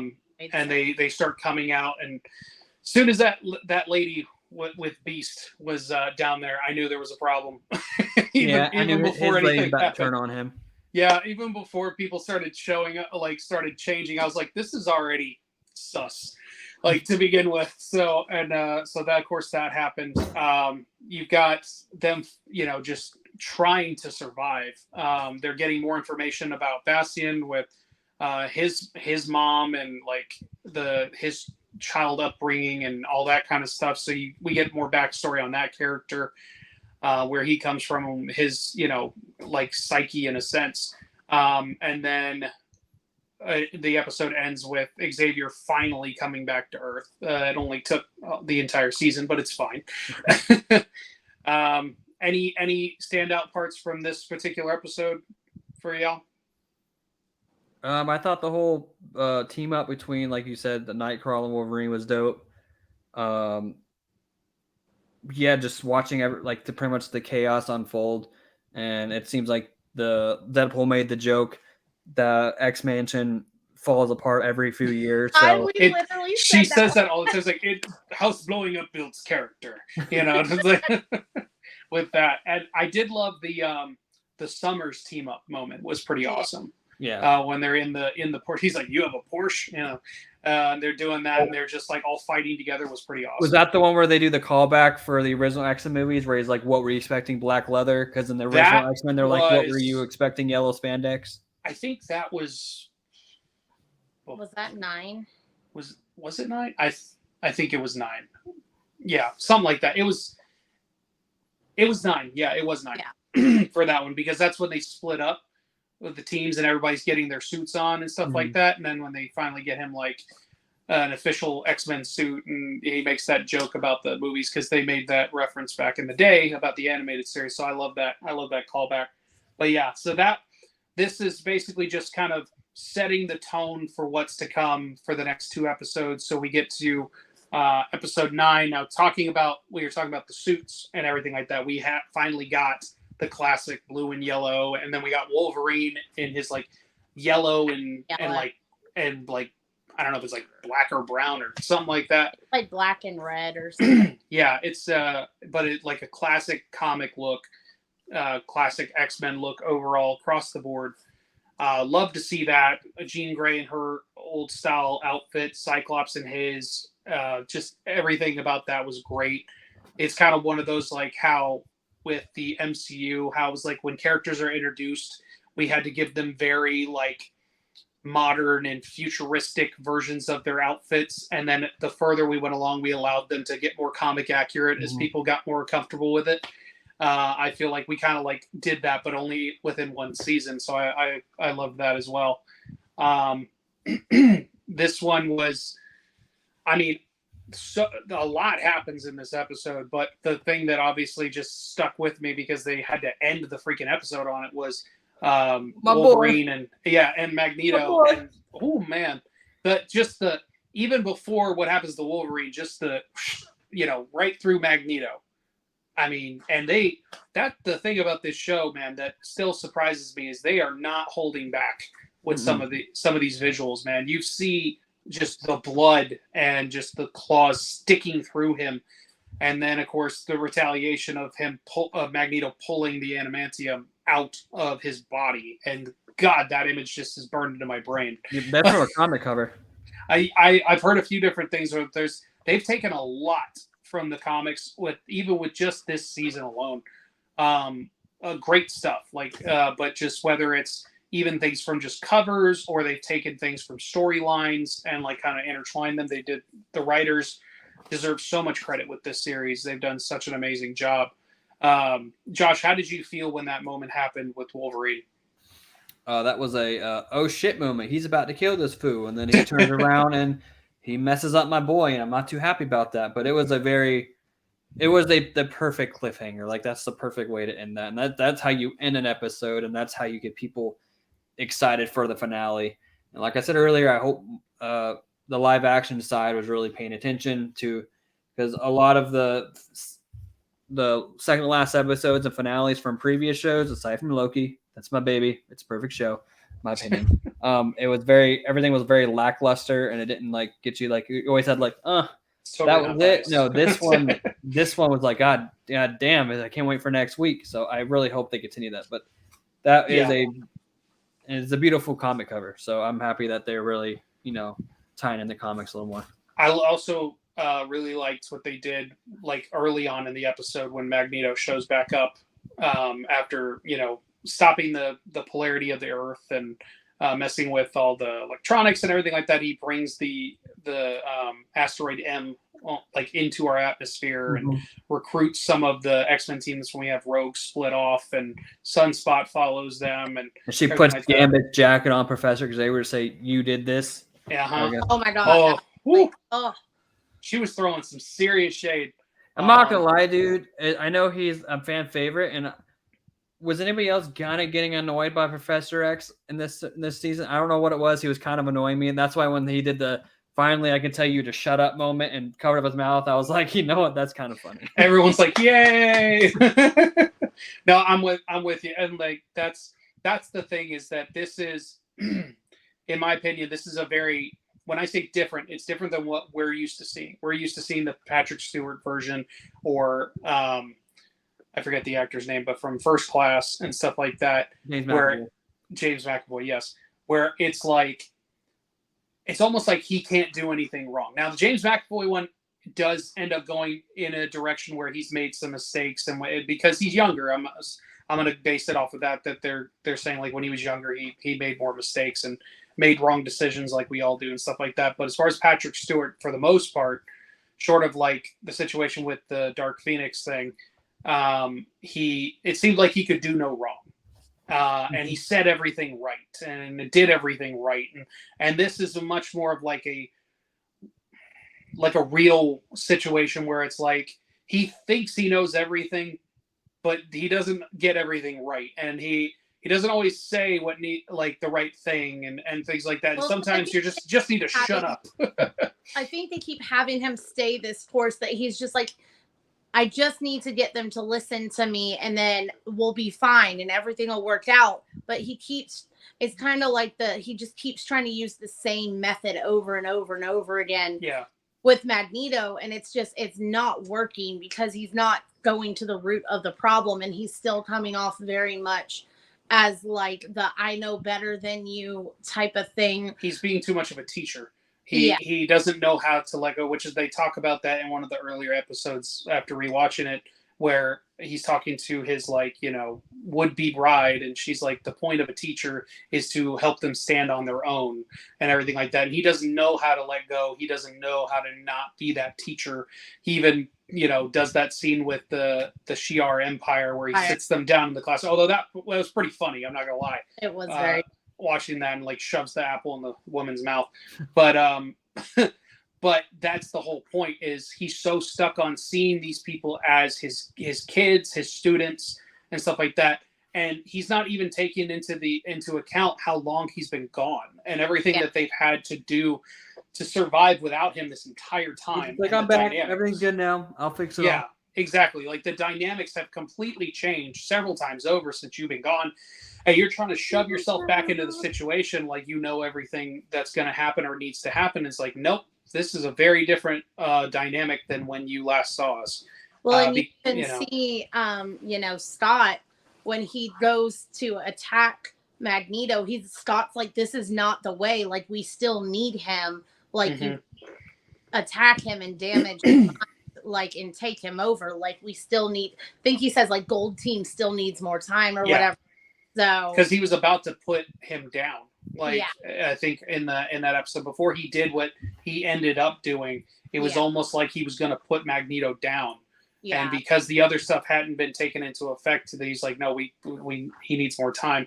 So let's go ahead. We'll jump to the final episode 10. Yes. We've got like we showed this episode, this image again. Love the classic looks. Love the whole team up shot. I love so much about this episode. I'm not going to lie and say it's my favorite episode because there's just so many standout moments and episodes throughout this series. It is a good finale for the season, though. One of the things I want to mention, I do love what they did with the whole Bastion thing, where they're like, everything we've been doing has been fighting against the future or fighting against it. We need to change tactics. We need to do what whether it's like Xavier says or what we should have done we need to change tactics and try and not just reason with him, but like we need to try and find his humanity and bring him back, kind of like how Xavier does with Magneto, you know? So I appreciated that they're like, this isn't just going to be a beat 'em up final episode and stuff like that. Let's get more to the root of the issue. Let's focus on, like I said, the humanity side of this, like the X-Men does. Psychological based episode, because you've got everything going on with Charles and Magnus and Magneto's mind, and it's very definitely setting up Onslaught, by the way. That's what I was telling her. That's what I thought was going to happen, but I don't know if that with the way that they ended it, how they did end up separating, and they came back to their own consciousness. I don't know if that's still happening now. It could happen in season. It could be an underlying thing in the back of like Magnus's psyche or something. I don't know. But it definitely felt like they were alluding to that, and then things kind of took a different direction, which I'm totally fine with.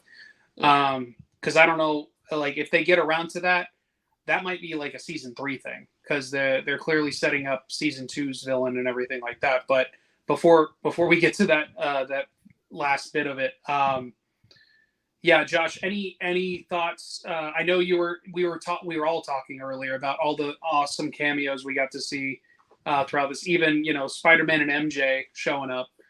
Even if he wasn't in his suit, he'd already shown up in his suit in the previous episode. But seeing them side by side was pretty cool. No, any overall thoughts on the final episode? No, I thought it was great, and I do like the way they ended it, setting up the whole apocalypse thing and whatnot. But I really thought, like, it would have been really cool if when they're bringing the asteroid back, and which I'm curious to see who put them in, who caused them to go in different spots in time. Because like logically, just them putting the asteroid back doesn't make any sense why that would put them in different. So somebody had to do that. Well, that's what he was kind of saying, is somebody snatched them out of time. So somebody snatched them. We just don't know who. But what would have been so cool, and you guys are going to laugh because I'm about to say it again, if they used that as their way into Secret Wars. Like, like, or like the whole, like if that could have been their way to be involved with like all the multiverse stuff with Deadpool, Wolverine, or Secret Wars or whatever. Like that would have been like honestly perfect, but I do like the way they do it. They're clearly keeping this separate, and I'm okay with that. Well, and they had already announced before season 1 even started that season 2 was in production. It was happening. That they were already working on it, so they clearly had a story for at least 2 full seasons of television. Locked in place. And it's cool that we're going to see 3 different versions of Apocalypse, the future, the current day, and in the past. So that's going to be a nice little story plot for season 2. But I think they ended it great, and it just sucks that we got to wait God knows how long for next season. But what were you going to say, babe? It just reminded me of the thing where, Madeline's like, he's coming, and he's like, who? Apocalypse. So Apocalypse is finally showing up.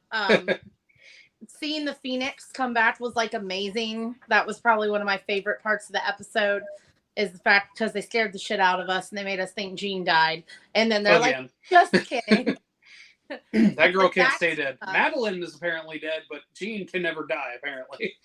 But, that team up, we had another Summers team up, where all 3 of them get to team up once, they go after. So I don't know. I'm assuming Sinister is still in some shape or form still alive, even though he looks like a crusty, dried up, just blob of person. It's comic. They're all, even Bastion's probably still alive somewhere, Yeah.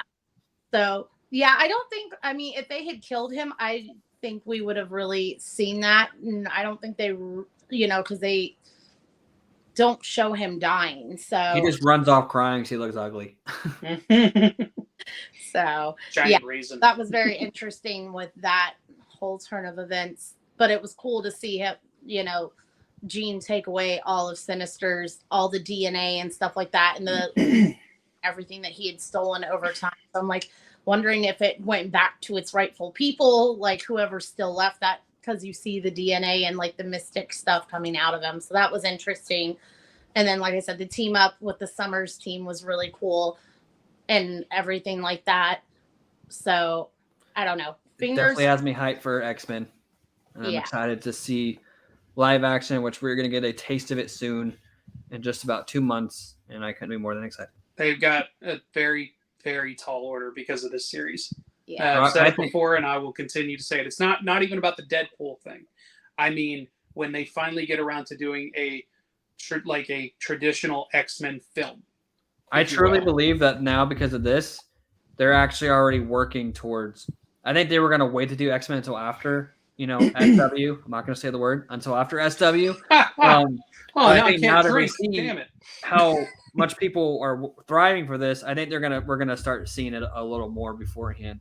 Yeah. And I'm here for it. We do have to touch on, we mentioned how you said we see the past, present, and future version of Apocalypse, but we have to touch on that post-credit scene real quick with not only do we see Apocalypse like in the form that we know him from, like with the comics and everything like that, they allude to the return of Gambit possibly being his Horseman of Death, is what they're essentially alluding to.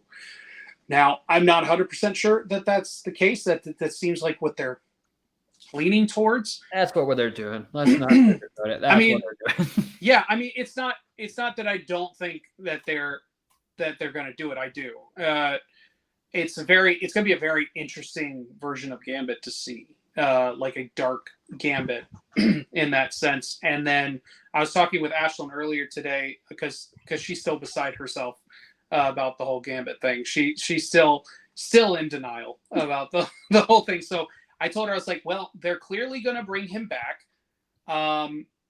What version of it, we don't really know. Like, I'm sure it's still the same actor, don't get me wrong, but like the thing that excites me is assuming that the X-Men get to come back to the present day with whatever's happening, that we get to see some sort of like dynamic between this version of Gambit and Rogue, and like her maybe trying to like salvage his humanity and you know, bring him back to the light, if you will, that sort of thing. If there's a way for her to save him, or if it's going to come down to she ends up, her or somebody else has to kill him all over again, like, you know, kind of the like Scarlet Witch thing. Don't worry, we have the Channing Tatum Gambit coming up, so you'll still get your Gambit. I can't wait for that one. Ashlyn, do you have any thoughts on the whole Gambit situation? I am interested to see, because I didn't know that was a thing, obviously, because we don't get that deep into especially the older comics, but I'm interested to see how this all plays out.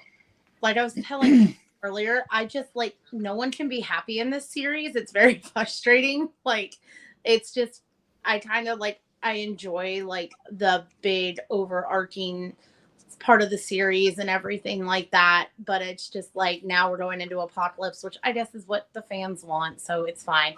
I just want to see like them be chill for a few minutes. She wants one episode where they're just hanging out by the pool, you know, playing basketball. Like, they're exactly. average, like normal neighborhood bad guy, and like people be happy for 2 seconds. Can we get the bad guy of the week and not the bad guy of the year, please? You know? I just want to see them be happy. Like, the optimist in me wants to see them somehow bring Gambit back after he goes through his horseman thing. I'm very sad for Lenore and Rogue and their journey, because I feel like we just are going to have more trauma here. It's fine. It's all. It's going to be bad. Yeah, it's going to be real bad. It's going to be really, really bad, and I'm not ready for it. But, you know, it will be a very interesting storyline to see play out. But like I said, the optimist in me wants to see them somehow, I don't know if it's like working with the Shi'ar Empire or whoever, to bring Gambit back, but just like the realist in me knows that's not how it's going to go down. Personally, the less Shi'ar Empire we have, I'm happy with it. I mean, me too. That's one of my least favorite things of the X-Men series, if I'm being 100% honest, especially from the original one. Yeah, same here, but this version was better, but it's still not my favorite. Yeah. But yeah, so overall, amazing season. Like, 9 out of 10. Yeah, it's literally, when we were rewatching it last night, the only thing I skipped over was the Motendo episode. Because I'm just like, this has nothing to do with what's going on. That's the only like throwaway thing from the entire season. So Agreed. if that is the only, and it's not that it's bad, it's just it doesn't further the story. So it was just pointless in the sense of like, especially a rewatch. But if that is my biggest gripe from the entire season, easily a 9 or 10 out of 10 for me. We forgot to call out on episode 10, getting to see Guy and Sunspot have their full powers and fly. That was really, really, really cool. Yeah. I was really excited for Guy's and his character to be able to like full form. Yeah, full form and everything. That was great because we kind of got that like when they're trying to outrun the human sentinels and stuff like that. But this was like full power, Sunspot. Full power, yeah. For sure. I've been waiting the whole season for that one, especially after, we did the show with on Toy Quest, interviewing him and stuff like that. I'm like, when does he get his moment? Such a cool guy. And shout out to Toy Quest. They've been Toy Quest 101. If you guys don't already know, first of all, what are you doing? But be sure to check their page out on YouTube. We've been going through with them, interviewing a lot of the cast for X-Men. I believe the next one is Friday the 24th, if I'm not mistaken, with Magneto. And we've got Mondo, the company, joining us on that episode as well. So that'll be pretty cool. And then I don't know when it's happening, but there are some other X-Men down the line. I'm not going to spoil it for anybody. I'll leave that up to Miguel to talk about it when he's ready. But anyways, be sure to subscribe to that channel as well so you guys can see all of those. There's some really great interviews with that. We just did one with Storm and Bishop. Bishop, thank you. Couldn't think of the name. Bishop, and then we also had a couple of the showrunners / original writers from the X-Men animated series. They were fantastic. Amazing people. Eric and Julia Leeward. Thank you. I'm really terrible with names. So I think that's going to do it for our X-Men 97 review.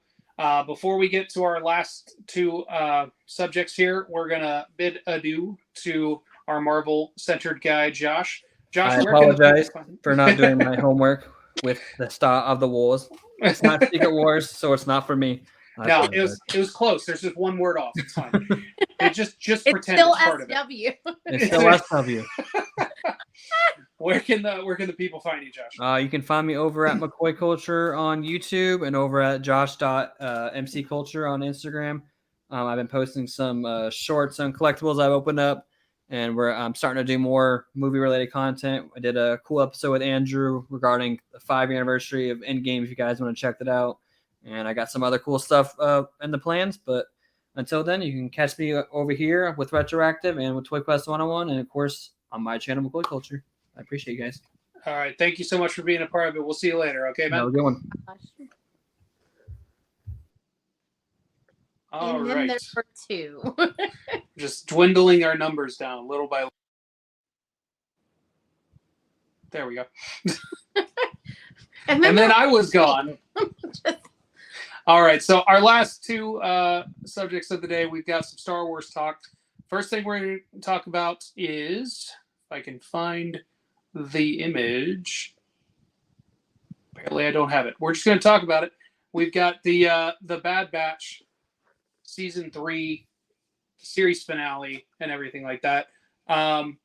Just a quick to touch on the third season as a whole. I'm not going to lie and say that it was my favorite season. I think I might have liked season 2 more than season 3.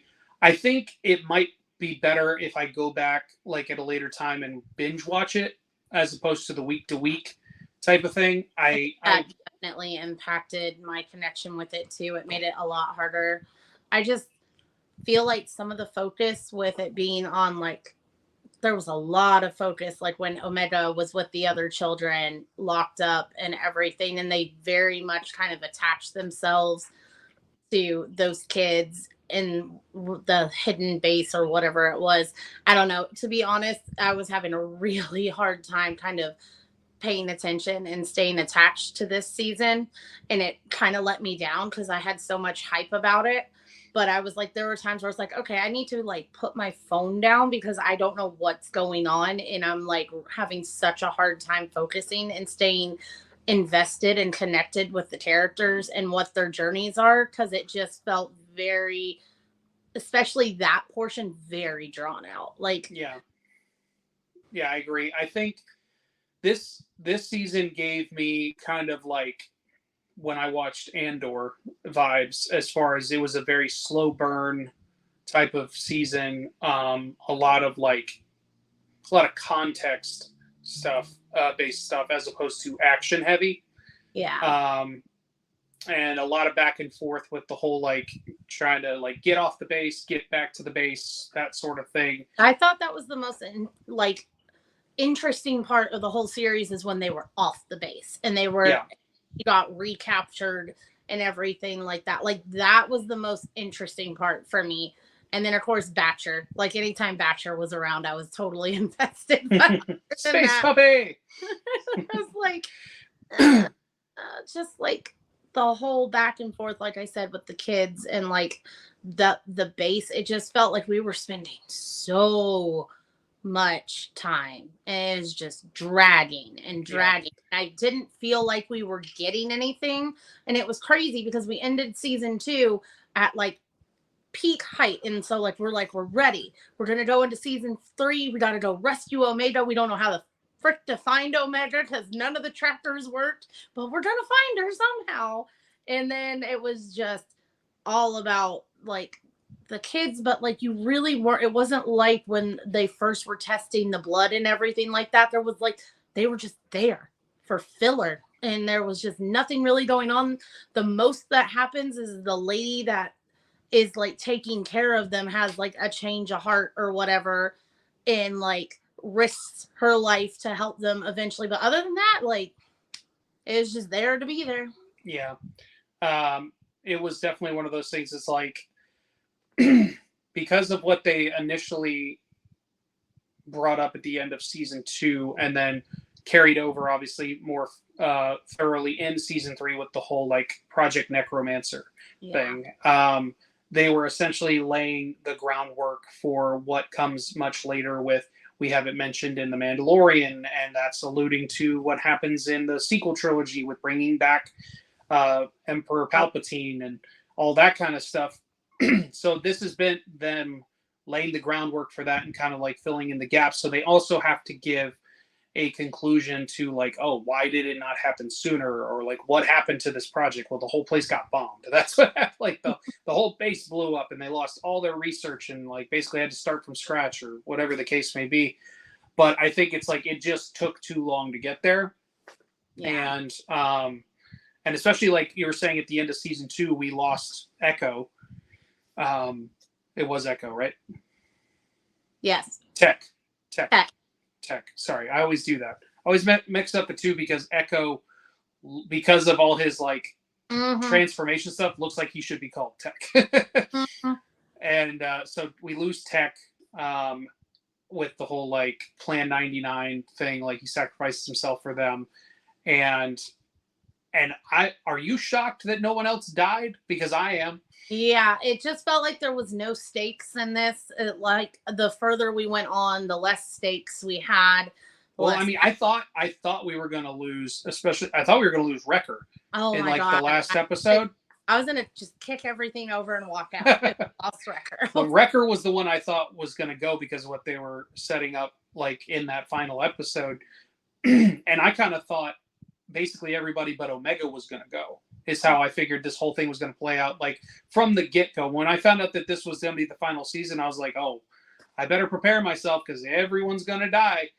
Sure enough, everybody made it out. And I think the reason why they went that approach was because, especially when you get to the very end and you have that time jump where Omega's all grown up and now she wants to join the rebellion, but you know, Hunter's like, I fought enough. I just wanted to live my life. He's like, you know, they fought at the end. They were fighting to free their brothers. They were fighting to free the clones from like the oppression from the Empire and the, you know, all the terrible things that they were doing to them and continued to do. So I think they wanted to give a happy ending to like some clones because obviously we know other ones carry on the fight like Rex and Echo and things like that continue to fight as time goes forward because we know their stories and things like that. So I understand it. Okay with them having a happy ending.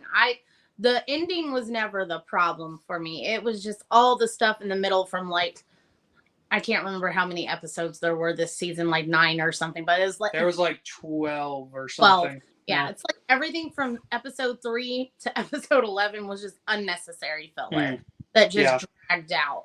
Like, I did like some of the stuff with Crosshair and him kind of having to go and re-experience that trauma and choosing to go back to that base and everything and like confront the other people and stuff like that he had previously dealt with. So all the Crosshair stuff was really good overall. Crosshair's whole I mean, one of the best things we got out of this season was the return of Asajj Ventress, though. Oh yeah, for sure. That was like, really, at least that was something in that in between time that we got. I mean, we got some cool cameos because we got Cad Bane that showed up. He was like real quick, yeah. but we got a whole episode with Asajj. She's, back, and I really hope that they do something with her in the future. Like, whether it's like even whether it's a mini series or if they maybe just want to do like one of those like Tales of the Jedi type of thing with her. But I prefer like a little bit longer format, something than just like 30 minutes. Her going from, being bad to kind of this anti-hero bounty hunter, whatever she's doing now. Because remind me, were her lightsabers yellow at this point? Yes. So yeah, what I would, if they were going to do anything with like the Tales of the Jedi style storytelling, to use that as a way to do a short form version of the Dark Disciple book, which tells her initial end from episodes that weren't created for the Clone Wars, that were supposed to be like the ending of her story, but they allude to something else, and so she clearly comes back and everything like that. Yeah. So just do like 6 episodes, 30 minutes each, 25 minutes each, something like that. Because obviously we've proven that and outside of this last season, like Star Wars, Marvel, any of the animated series shows seem to somehow tell better stories in their short format time than these full length movies or some of these live action series do. So. Yeah. For sure. Yeah. With the animated ones, I'm not against the shorter, like little bit shorter formats. Like I prefer 30-minute episodes, but as opposed to like I like the Tales stuff, but the whole 10 or 15-minute thing can get a little bit of annoying with that. So that's a little too short. But unlike the live action stuff, I don't feel like I need it to be 45 minutes an episode or an hour or whatever the case may be. The format like X-Men 97 and stuff like that, we've proven how well we can do these animated stories in such a short amount of time and have such impactful storytelling with these animated series. I don't know what it is, what the magic formula is for why it works so well with the animated series and how we can tell such a better story, but it's kind of like my Beauty and the Beast debacle of they told a story.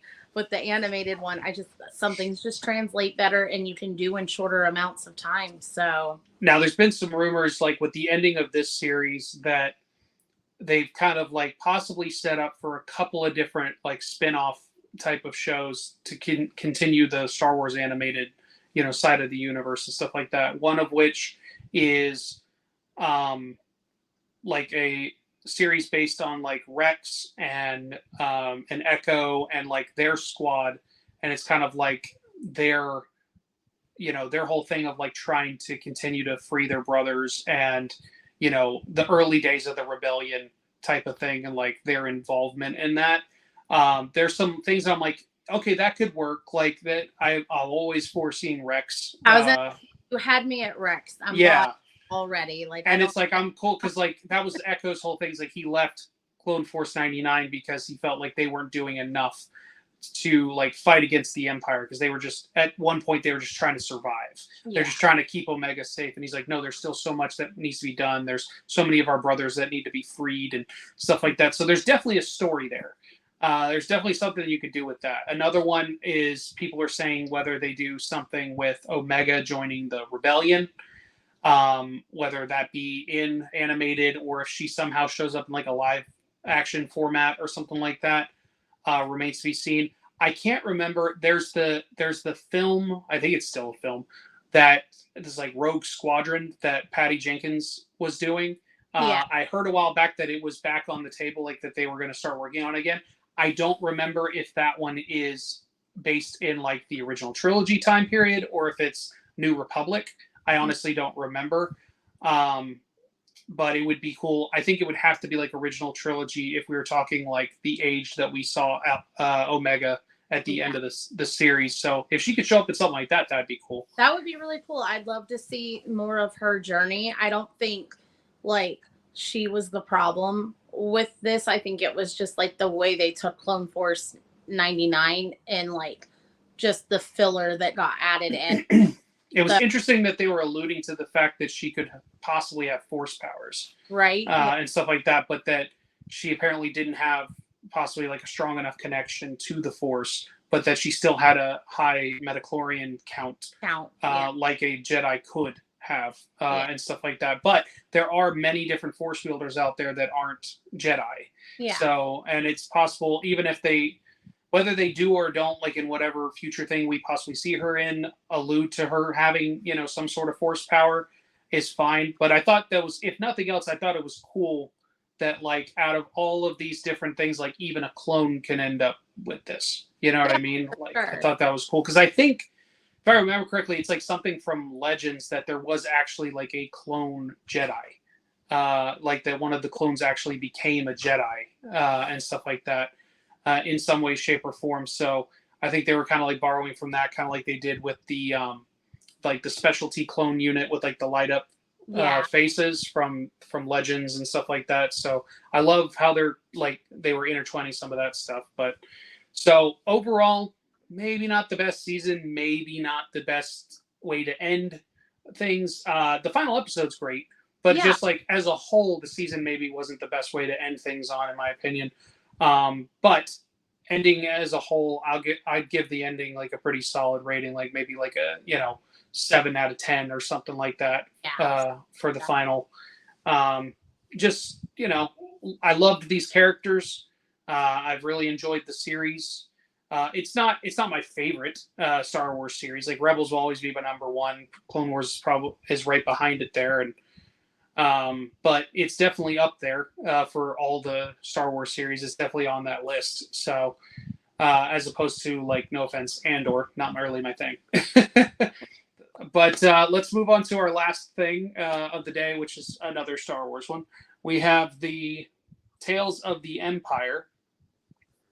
Now, just like Tales of the Jedi, these are shorter format stories told in like 10 to 15 minute increments. Do like 3 episodes per character. This time we're doing the Empire. And so the focus on this one was we had Morgan that showed up in the Ahsoka series. Well, technically started on The Mandalorian, carried over into the Ahsoka series. So we finally got her backstory of the fact that she's a Night Sister and how she eventually got connected to the Empire in one way, shape, or form. And then we also had Barriss. But we'll go ahead and start off with Morgan. Ashlyn, what did you think of her side of the story and like everything we found out about her character leading up to what we knew about her? I honestly loved everything about her story and her background. I've always found anything to involve Dathomir to be just super interesting. And, as far as like, and then like whatever planet they ended on after Dathomir. So like just seeing, and the fact that we see that there was yet another group of like people living. Was it Dathomir they were still on at that point? Mm-hmm. Yeah, she ends up with like another clan of women, but they're not warriors and stuff like that. They're not witches or anything like that. And they are witches. They're just apparently. not in the same way. Not the same way that her clan is and everything, but they're still like. They're like pacifists. Yeah, and they're like, but they're still magic wielders and things like that. So it was really interesting, and just honestly, I was on the edge of my seat for every single episode, seeing where it was going to go and everything. And again, I think these really short format works for these stories and everything like that. So I really enjoyed going through her whole story and where she comes from and her journey and seeing. It always shocks me the amount of emotion that can be conveyed through animation, and just for all the naysayers that talk down about animation, it's just crazy to me because it's just, I don't know, probably because we're 90s kids. It's such a big part of our lives and what we grew up on, and getting to go back to that level of animation and the storytelling and how it was so good back when we were kids, and it now with doing these more adult format with animation, and you're still getting these great stories and the emotionality and everything that you get with it. It's just top notch. I think we need our own, like, something separate from the Emmys, but like the Emmys for just for animation, just because Call it it's the Annies for the animation. it's just it's crazy. It's so good, and these people are so talented, whether it's the storyboard artists or the people doing the actual animating, the people, you know, coming up with the stories. It's such an underappreciated art, and it's so amazing, and it's crazy how much it's blowing up nowadays, like in all across all these different, you know, platforms and stories that they're choosing to go with. And I just want to keep seeing these creatives be able to share their art with the world, and all these stories and everything. It's crazy. It's so good. Absolutely, yeah. I'm right there with you. They did a really good job with her story, as far as filling in the gaps, because we really didn't know anything about this particular character, especially when she showed up in The Mandalorian. We kind of just figured, oh, like, if you want to say it, she's just another one of the bad guys of the week type of thing. But it was, you know, her fighting against Ahsoka, and like, how is she going toe to toe with Ahsoka? And we never really get that answer. And then we find out in the Ahsoka series, oh, she's a Night Sister, which, like, at the time felt very much like they shoehorned it in there. But as they've done many times before and continue to do, they sometimes will go back and fill in those gaps, whether it be in an animated show or a previous series or books, comics, whatever the case may be. They find ways to not like rectify, like, you know, plot holes, but just kind of like build upon what they created, and kind of like make you go, oh, okay, this is why this is the way it is. You know what I mean? And I loved, one of the cool things is that they also tied this into Thrawn's story, and how they got connected, and why she was so involved with him, that like he was basically who she went through to, you know, with the Empire, because she wasn't like, she was more with him than she was with the Empire. He was the go-between of her and everything like that, with like the intermediary guy that he sent. Mm-hmm. And at first he's like, oh, you're just like, you didn't give us the right answer. You're just another foot soldier for the Empire. Because, well, what's crazy is she's the one that we find out that she's the one that creates the TIE Defender.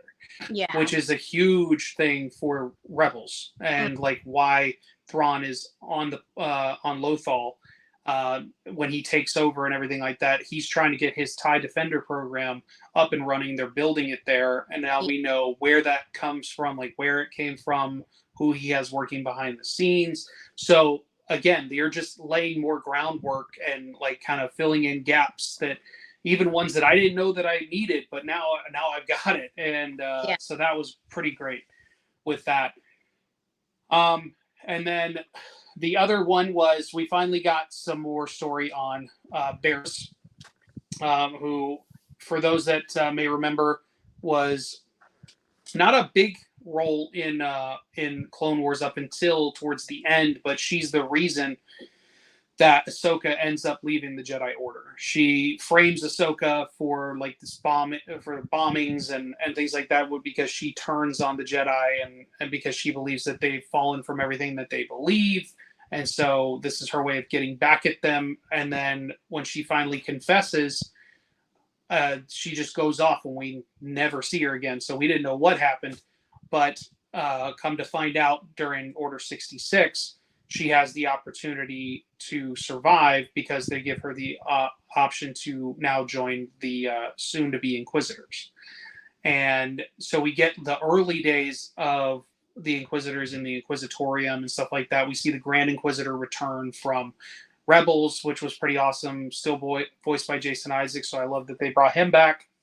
He's the voice I hear when I think of that character, not so much the live-action version from Obi-Wan. It wasn't. It's not that one was bad. It just wasn't as good, in my opinion. Well, I mean, Jason Isaacs is just such a powerhouse, like just such a presence, especially thinking of him as, Malfoy's father and Harry Potter. Potter and everything like that. It's just he has that power in the Gravitas. in the presence. So I saw it coming. Sorry. That, Gravitas. listen, pick up a thesaurus every once in a while. Not you particularly. but yeah, it was really interesting because I'll be honest, I was shocked that this was one that I feel like we maybe should have had a little bit longer with.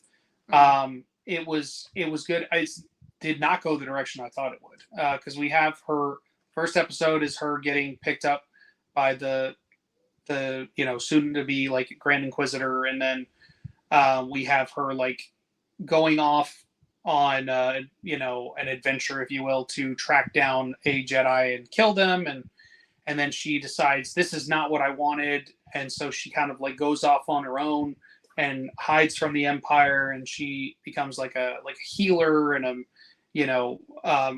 kind of does the good side of like what she learned from being part of the Jedi Order and things of that nature on this like no-name planet, and gets tracked down. What did you think of her ending as far as what they created for this?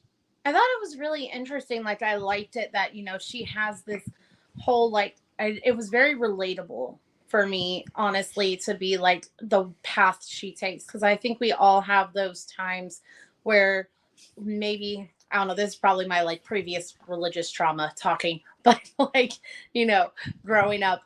What trauma? Growing up in a faith-based household, and like you grow up believing one thing, and then the whole thing that your whole identity in your life has been built around, you find out doesn't match. It isn't what you thought it was. And then, so now you're like, okay, so where do I go from here? And you kind of find different paths, and you go off, and you're just like, you stumble through things that maybe aren't what you thought they were, because you're trying to go through these paths, and maybe you end up in situations that you didn't expect yourself to be in. And of course is like her journey through going through the Inquisitors and finding out that, this isn't what she's about. Like, this isn't what she thought they were. They might have represented themselves one way. And so then she leaves that, and then finds a way of like make it her own, like taking what she was based in, what she grew up in with the Jedi Order, and finding a way to kind of take her own path with it, and use what she learned, not to be a Jedi anymore, but just to do good in service to her community and the people around her. And I just thought that was a very relatable story for a lot of us. Like I said, it's definitely a common thread with anyone that grew up in any sort of religious household of whatever kind. It definitely can strike a chord with people like that who have suffered from that sort of trauma. But just even outside of that, just I thought it very much was a very human aspect that we can all kind of grab onto, with trying to find your place in the world and having things be not what you thought they were going to be. So I thought this was a really kind of a poetic and beautiful way to wrap up her story. I was pretty shocked that they ended up killing her at the end. I had this going into this series. I thought, oh, maybe they're setting her up for her to return in something, like, because there were a lot of people that thought that one of the Inquisitors coming after Ahsoka in the series was Varys after all this time, and obviously that did not that wasn't the case, but. Now we find out why is at the end of the final episode. Spoilers. She gets run through with a lightsaber, but because she's refusing to fight, she doesn't want to fight anymore. She's fought her entire life. She was, a youngling, like, and then Padawan that had to become a soldier, just like Ahsoka because of the Clone Wars. Leaves that, becomes an Inquisitor, has to fight again. She's tired of fighting. She doesn't want it anymore. She's left that life at this point. Yeah. So even though the Inquisitor that she was previously with is trying to track her down and take her out, among other things, she's refusing to fight this person. She's like, I'm not going to fight you. Like, I'll even help you if you let me. Like, as they get lost in this cave, and then she, like, accidentally, essentially, stabs Barris, and so but she carries her out, and she's like, I'm not going to leave you behind. I'm not,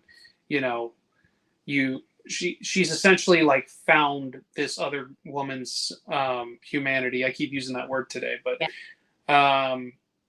she helped her find the lighter side, if you will, again, after all this time of being part of the Inquisitors and things like that, with her death. And so that was a very, like, poetic, like you said, and beautiful ending for a character that a lot of people had many, many questions about after the end of the Clone Wars. So sure. I hope they continue to do these things. Like I said, I have a feeling next year will probably be like Tales of the Sith. Now that we've had the Jedi and the Empire, I think we need a Sith one, like a real good Sith story.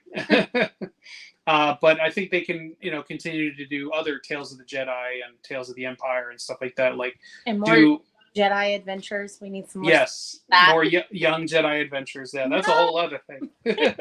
Team Nubs all the way. Team Nubs all the way. All right. Well, it's been a long one, but we finally got there. It's funny to feel like the beginning of the episode went real rapid fire, and then we've just been the last hour just, see, my phone said it's time. Hey, you almost made it the entire show, though. Look at you. You almost did it. We ended like 2 minutes early. You would have been fine. All right. Well, before we sign off, of course, we got to tell people where to find us. Ashlyn, where can the people find you? You can find me on Instagram and TikTok at BookBrat90. We're going to be doing some more stuff. If you haven't seen the library walkthrough, definitely go check that out. I'm going to probably do a feature on some of the art and some of our statues. We just got a new statue in that I'm very excited about. So, what could it be? What could it be? And of course, you can find me at my house, but please don't come here. Follow me at Andrew is Losing on all social media. Also, be sure to subscribe to the channel at Retroactive POD. Like the video, share, all that good stuff. You can also find our socials for Retroactive POD on TikTok, Instagram, all that good stuff. So be sure to check us out on all of that.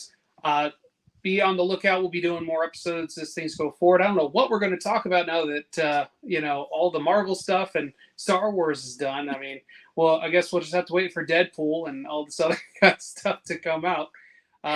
Summer's coming, so there's plenty of movies coming down the pipeline. It's always movie season with summer, so I'm sure we'll have plenty to talk about. But with all that said, we're going to call it a day. Thank y'all so much for joining us, and we will see you next time.